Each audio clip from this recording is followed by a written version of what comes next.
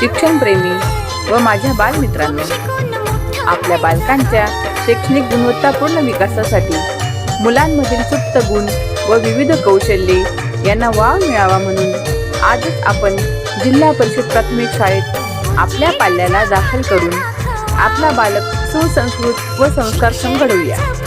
चला तर मग आमच्या जिल्हा परिषद शाळा शेंदवाडी येथे विनामूल्य प्रवेश घेऊया व आपल्या पाल्याचा सर्वांगीण विकास करूया.